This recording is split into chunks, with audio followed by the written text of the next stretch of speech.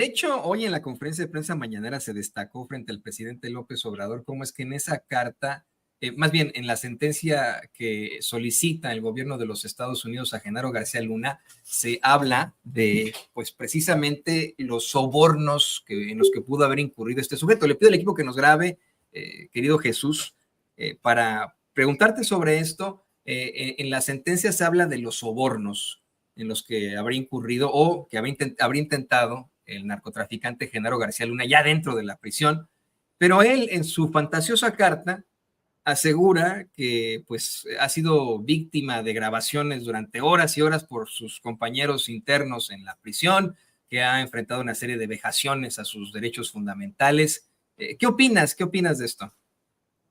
Pues mira, estas son acusaciones regulares que hacen los presos en los Estados Unidos, digo yo, igual creo que en cualquier país. El Chapo Guzmán lo hizo y estuvo incluso presentando varias mociones para que, por ejemplo, en el caso de Chapo, pues él estaba aislado completamente, entonces lo que él buscaba era estar dentro de la población general, incluso tener cierto acceso a ciertas áreas, una mejor posibilidad de compra, por ejemplo, en la prisión.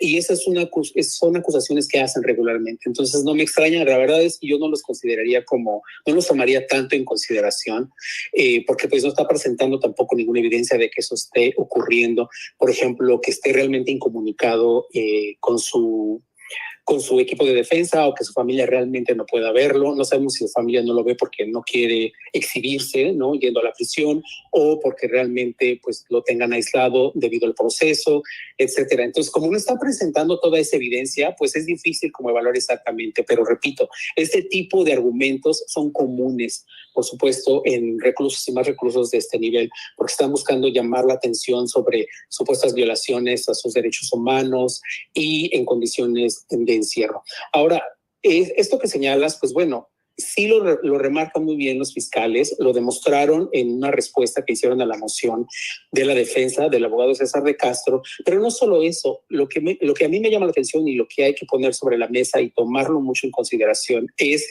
la posición del juez Brian Cogan al respecto. En su opinión final sobre esa moción, destaca esos sobornos a los que estaba dispuesto Genaro García Luna desde $500,000 hasta $2 millones para que se generara este complot a su favor. Entonces, básicamente esta información y esta forma de describirlo, pues obviamente define un personaje que le gusta operar fuera de la ley, y eso también algo que destacan pues los fiscales y el propio juez Cogan.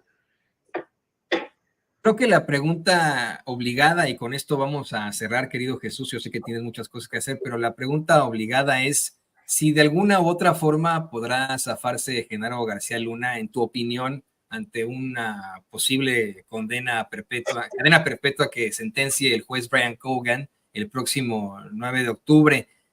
Como lo has visto tú el caso, como has visto las sentencias en cuanto a otro tipo de casos de alto nivel, precisamente como el de Joaquín el Chapo Guzmán, tiene razón, de alguna otra forma, tiene algún tipo de precedente el hecho de que algunos medios señalen que hay posibilidades de que se salga con la suya Genaro García Luna, o bien podría en estos últimos días llegar a un acuerdo con la fiscalía.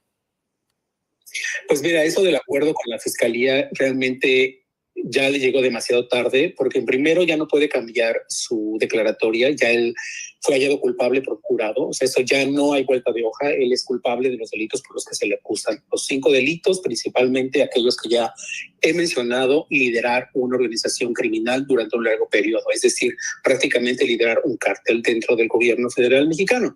Entonces, eso ya está sentado.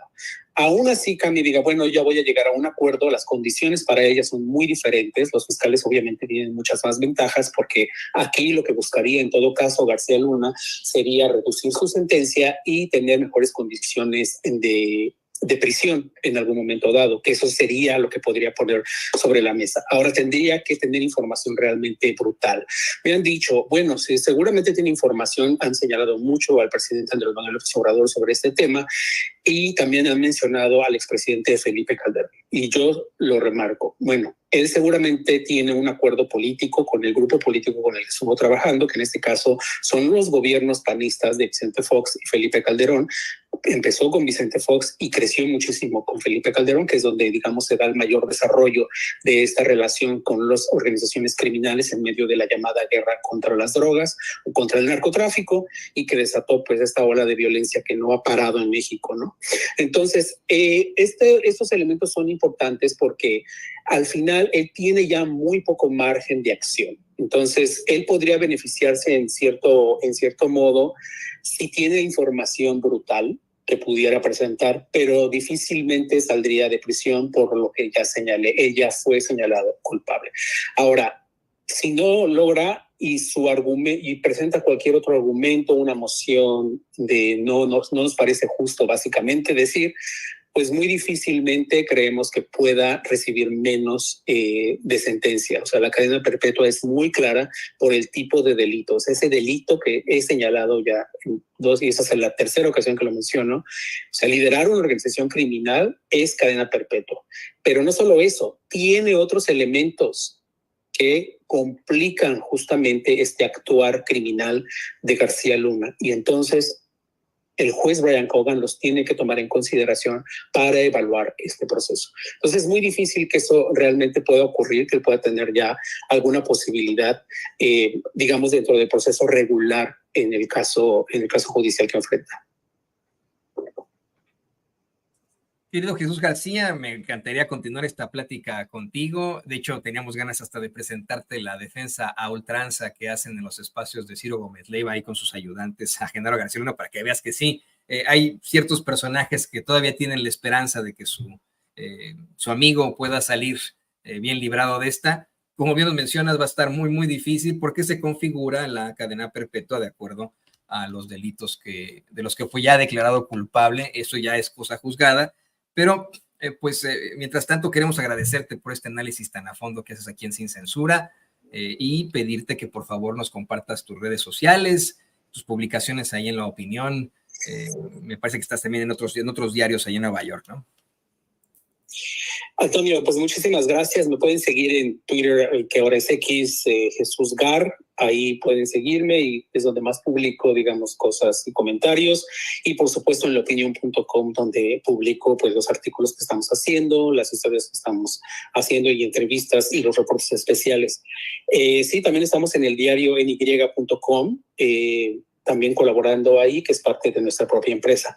Te agradezco muchísimo. Es un placer siempre estar aquí con ustedes.